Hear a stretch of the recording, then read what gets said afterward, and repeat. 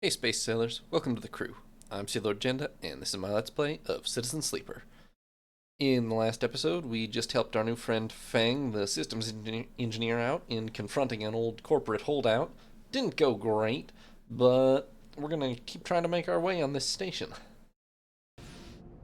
Okay, so we have a bunch of dice.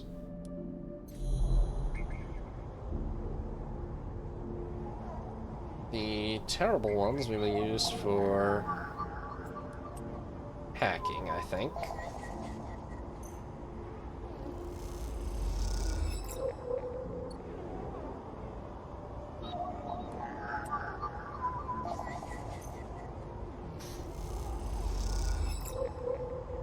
Yeah, we need the data. Okay. We'll turn yet again data into here. I have a way to sell the Havenage data now. I'm gonna hold on to it maybe just in case. Unless I desperately need the money, but I don't right now. Hold on, let me talk to Fang, buddy.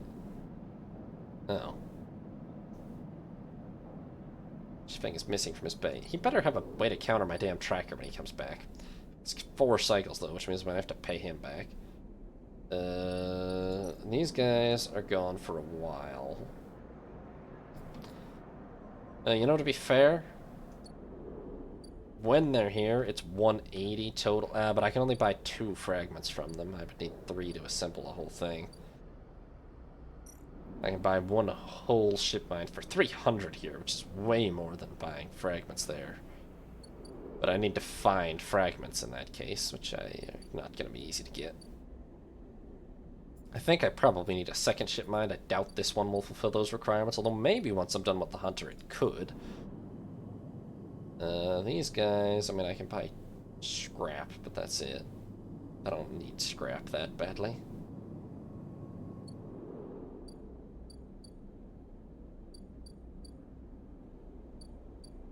So what am I doing with my other dice?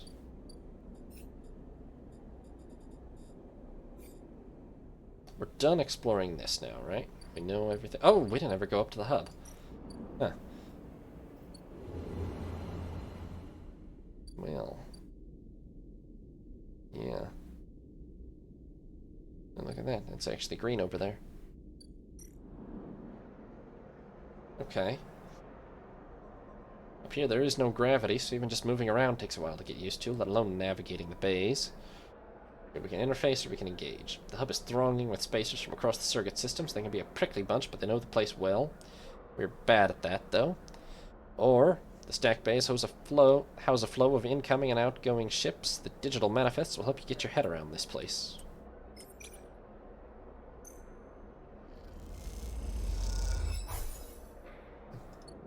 Acceptable.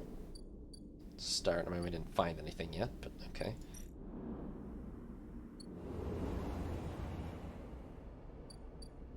Alright, so then. We really gotta explore low end, and we gotta... That's the main thing, really, is to explore low end. We gotta make money, too, though.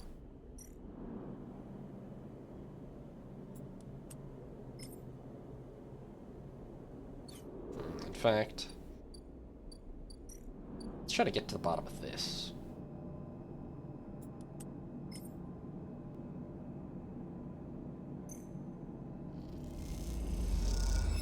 There we are. You notice cabling, thick and heavy, running through the dark passages. Follow the cables, find the source.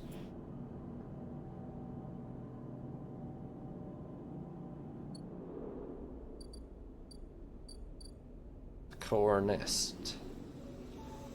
A huge stack of servers thrums in the dark, LEDs glittering like hundreds of eyes. Time to deal with the Hunter.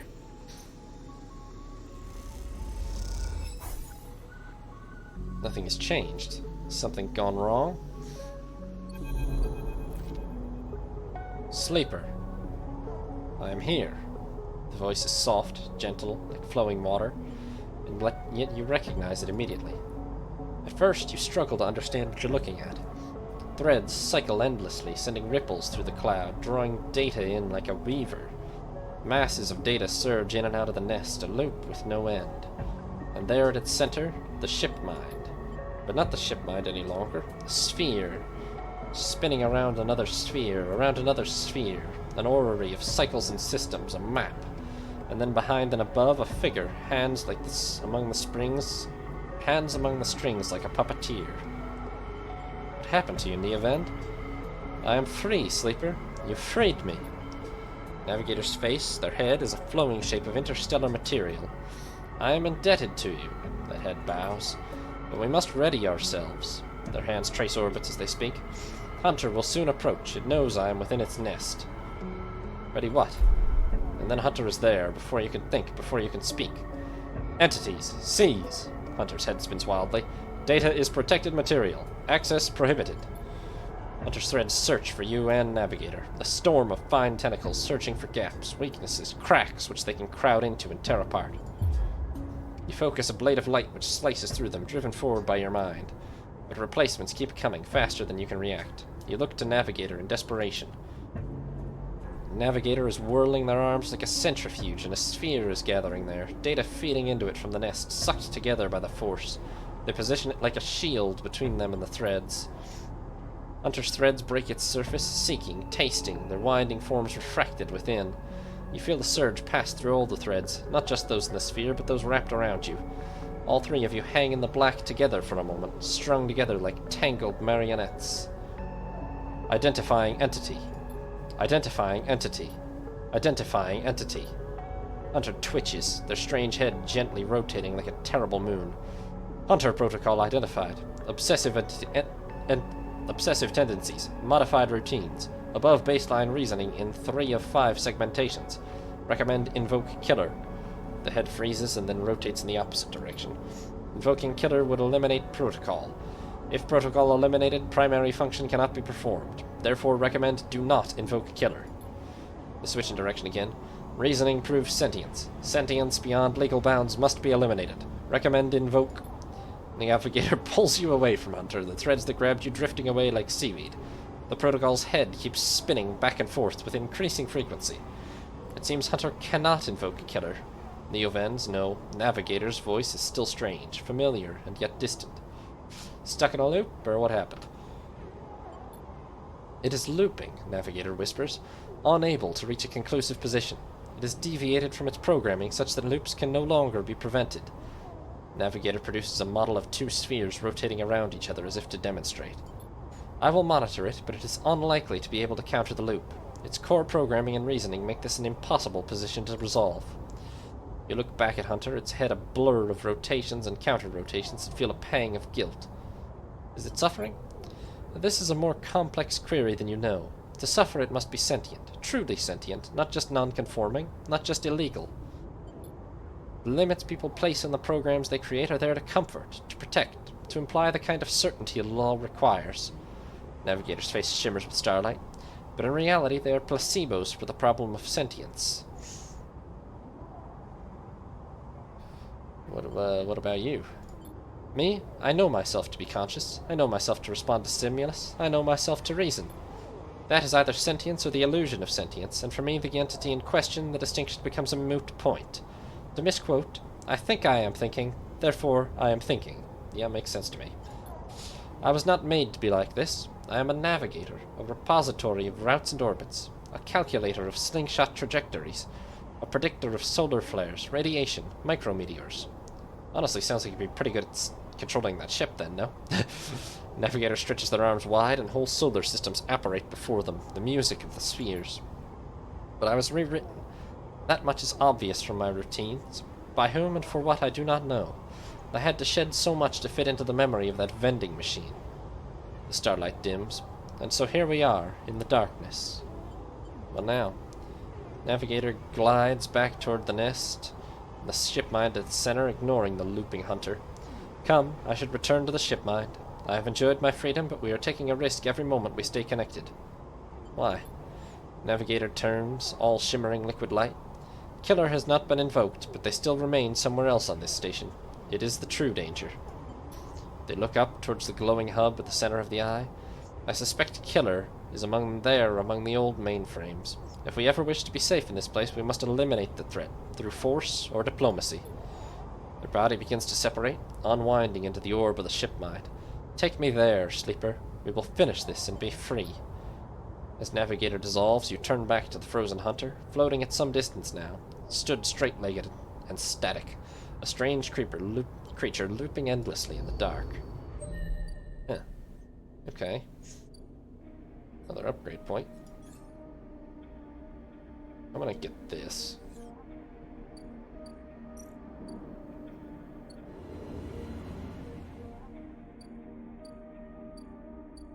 Station primary mainframe. AE or A-Shear 1. Now mostly disused, Havenage having set up their own master controllers. Navigator thinks Killer's hiding there. Could this go terribly wrong? Feels like it could. You slot Navigator and the clamps lock. The shipmind is stuck. How are you going to get them out of this thing? You slip into the cloud as easy as blinking. Navigator is beside you, their sphere casting a light into the strange darkness here. This is not how a mainframe should look, a center, a point of connection. The object in front of you is severed, cut off, a rootless, branchless tree. Only the trunk remains. Is Killer here? Quiet, Navigator hisses, and then you see it like a blade in the dark, an edge slicing through the void. It glides along at a distance and winks out. Then it appears again, elsewhere, gliding once more, searching. It's looking for us. The moment you make a sound, the edge leaps closer. And you see now it's not an edge, but the ridge of a long, sharp head like a shark. It glides past, closer now, and you see into the voids where its eyes would be, should be. You and Navigator exchange looks, both thinking the same thing. It is blind. Killer crosses between you two, smooth as a razor, then disappears. It flickers back in, further away now, and you move close to Navigator to talk. You saw it too, then. Killer has been blinded. How? Unclear. This protocol has been running for decades, well past its operational limit. Navigator's sons dull as they drop their voice to a whisper. This may give us an advantage over the protocol. You flinch as the silent Killer appears closer and glides past you, its empty sockets open wide. You turn to Navigator and notice something strange. Their orrery of spheres is collapsing. The orbits, usually round and even, are decaying. The spheres are following spiral paths, condensing on a central point. Navigator is noticing it too. They go to shift their position to better direct the spheres, but they cannot. Whatever is drawing the orrery together is holding them in place. They look at you, suddenly desperate, frantic. It's a trap. You go to speak, but Killer appears between the two of you, gliding through the gap. Navigator freezes, and you see them framed in the empty socket. You realize it now. If Navigator cannot move, then it's only a matter of time before one of Killer's sweeps brings them directly through Navigator. And time is not a problem for a protocol that's been running for decades. You look desperately around for a solution, for a way to extract Navigator from the mainframe. Then you see it. 3 branches, the last 3, thin and spindly, feeding the mainframe a thin diet of power and data. Break these and the mainframe collapses once and for all, severing the connection, shattering the hardware. Whatever it takes, they must be broken. They are encased in something, a glassy layer of protection. You'll need to unlock access before snapping them from the mainframe for good. You look at Navigator, trying to reassure them without speaking, and then you blink back to reality, their expression an image of fear, an after-image that slowly fades. You must act quickly. Oh boy, they're in trouble. I don't know if I have the resources to shatter 3 mainframe branches, or even 1.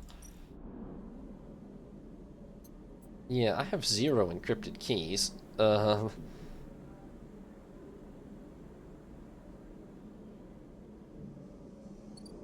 fast are we talking? Like today? Because that's not happening.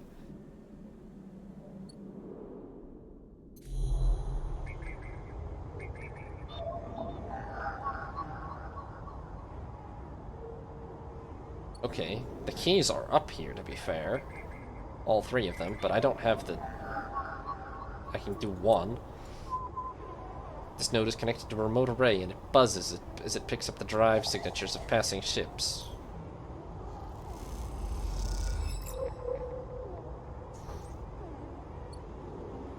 Hold on.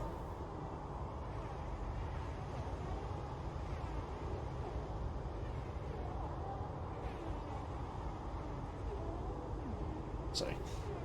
Well, that's all I can achieve. We're out of dice. I hope I mean, I should have been more clearly signposted if I was going to need a bunch of actions available this turn.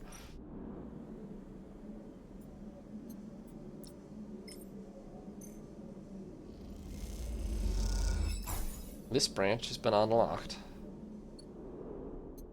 Yeah, unless there's somewhere that sells encrypted keys or something, we're in trouble with regard to this. Let's see.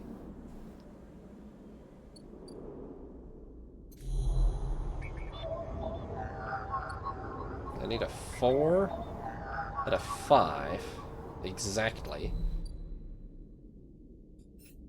I do not have it. I hope I have like a couple cycles at least. If it has to be done now, then we're just doomed. Wasn't one of these interface things supposed to give you like...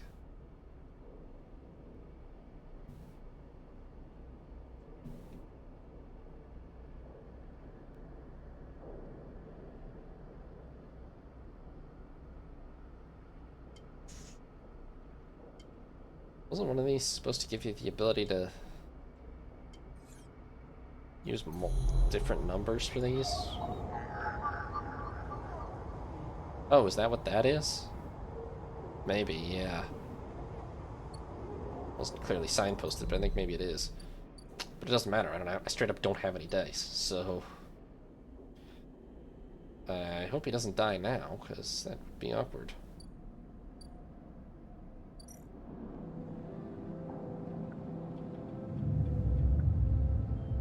And I would kind of feel a little hard done by, to be honest. Okay, we have what we need to do it, so let's do it.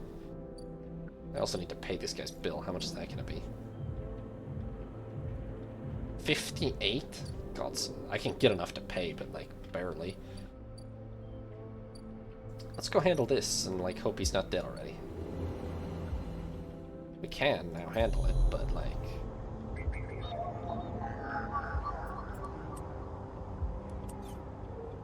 Oh, I see, yeah, 4 or 3.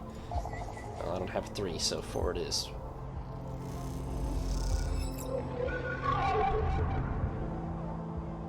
But am I gonna be attacked and murdered when this happens, by the way? Seems like I'm taking on some risks here. A glint, like a light traveling along the edge of a wave, fills your eyes. Then the blade follows, a long head with 2 dead sockets, slipping towards you in silence. You freeze, hoping it will pass you by, hoping it will not simply slice through you like air. The blade head nears, slides past you. Almost.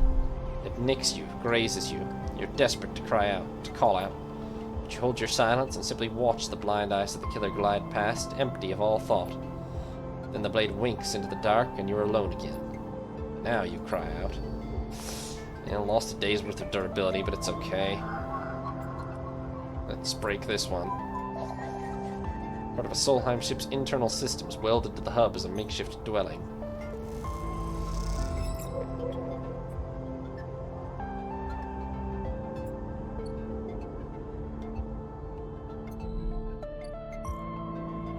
Okay, let's use these keys.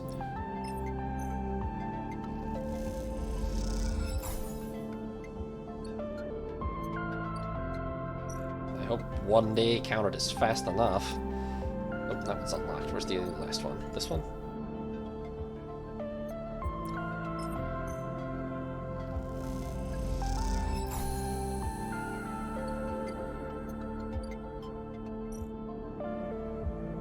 Oh, we'll see. Okay, let's see. So if I...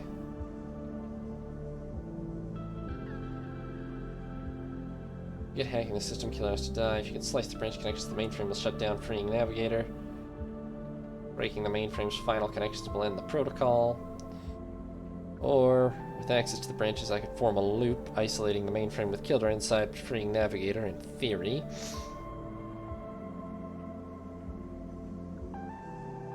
That's definitely more dangerous. Wait, how fast does this all have to be done?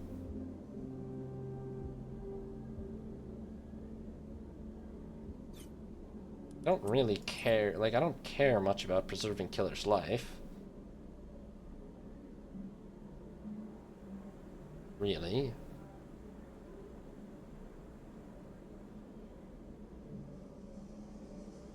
Maybe it would be handy to have later, but... And that's 8 and this is 3. We're not going to be able to pull this off today anyway, are we?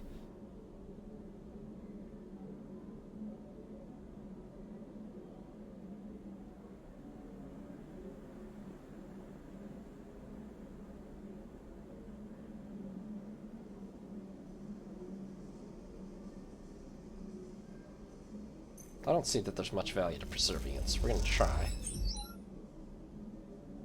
You ice a clump of thick wires and run your torch through them all. The mainframe shudders. Take that, Killer. Yeah, that would end badly.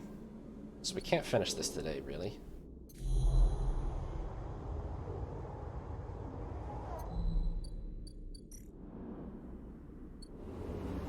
The last 2 die are not that good. Hack something, I can maybe risk using one for this. Even that's not good.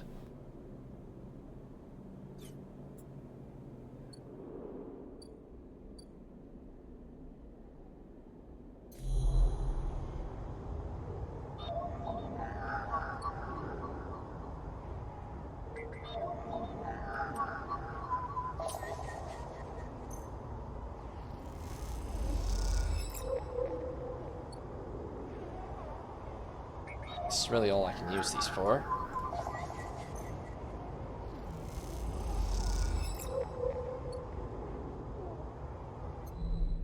Better than nothing, I mean...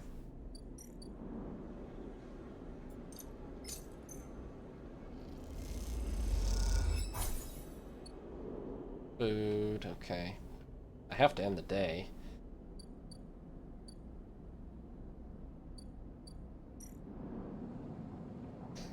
And, yeah, we're cutting it pretty close here. I don't know how long exactly I have to free Navigator. I don't know if every day is hurting him more or what's happening there.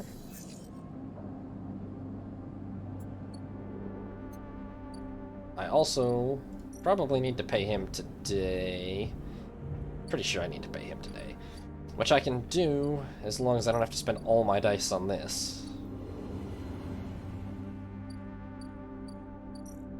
I'm assuming there's some benefit to not killing or to sparing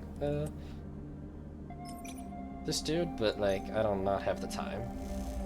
Although actually I would have, unfortunately. If 3 positives had happened, I would have been able to do it, which I could have done, but oh well. Killer's fate has been sealed.